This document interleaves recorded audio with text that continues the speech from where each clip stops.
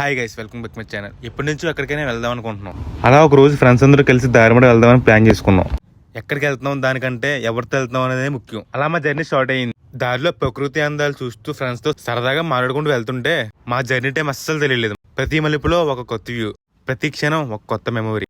అయితే మా ట్రిప్ లో ఒక చిన్న ట్విస్ట్ వచ్చింది. మా బండి అయిపోయింది. ముందు ఏం చేయాలో అర్థం కాలేదు. ముందు కాసేపు టెన్షన్ పడ్డాం, కానీ ఫ్రెండ్స్ అందరూ కలిసి చూసుకుంటే ఆ టెన్షన్ కూడా కొత్త మెమొరీగా మారింది. ఎన్ని ఇబ్బందులు వచ్చినా సరే చివరికి మా గమ్యాన్ని చేరుకున్నాం. అక్కడికి వెళ్ళగానే కనిపించిన ప్రకృతి అందాలు చూసి ఇంత దూరం వచ్చినందుకు మాకు అసలు బాధ అనిపించలేదు. చుట్టూ పచ్చడి కొండలు, ప్రశాంతమైన వాతావరణం.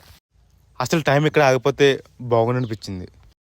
ఇంకా అక్కడ ఉన్న వాటర్ ఫాల్స్ అయితే మాటలో చెప్పలేంత బాగున్నాయి. నీటి శబ్దం, చుట్టూ ఉన్న ప్రకృతి, అప్పటికప్పుడు మనసులో ఉన్న టెన్షన్ మొత్తం మర్చిపోయాం. ఫ్రెండ్స్తో కలిసి వాటర్ ఫాల్స్ ఎంజాయ్ చేస్తూ ఎన్ని ఫోటోలు తీసుకున్నాం, ఎన్ని వీడియోలు తీసుకున్నాం మాకే లెక్కలేదు. వాటర్ ఫాల్స్ దగ్గర ఎంజాయ్ చేసిన తర్వాత అక్కడ ఉన్న శివుడి దర్శనం కూడా చేసుకున్నాం. ప్రకృతి మధ్యలో శివుని చూడడం ఆ క్షణంలో, ఆ వాతావరణంలో చాలా బాగా అనిపించింది. ట్రిప్లో సరదాతో పాటు మంచి మెమరీస్ కూడా దొరికాయి.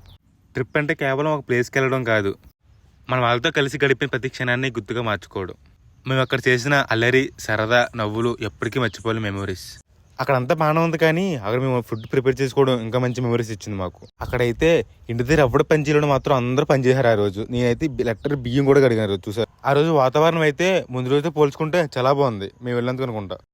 ఓహోయ్, బియ్యం ఏమో కానీ దోలు తీరుతుందిరా. బియ్యం గొప్ప ఇబ్బంది ఎలాగైతే. కొజ్జోడు నాతో బియ్యం అడిగితే శుభ్రంగా కూడా ఏం చేస్తుంది. ఇది పెద్ద కొజ్జాదోరా బాబు. ఎంజాయ్. మావాడైతే వాటర్ పోసిన పోతుండే ఆయిల్.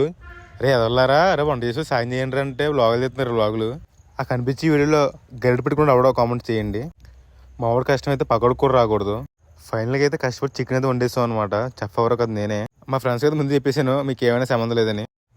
ఆ కనిపించేది బిర్యానీ చెఫ్ అనమాట. బిర్యానీ వండరు అంటే మొత్తం ఆకలి వేస్తుంది అందులోని.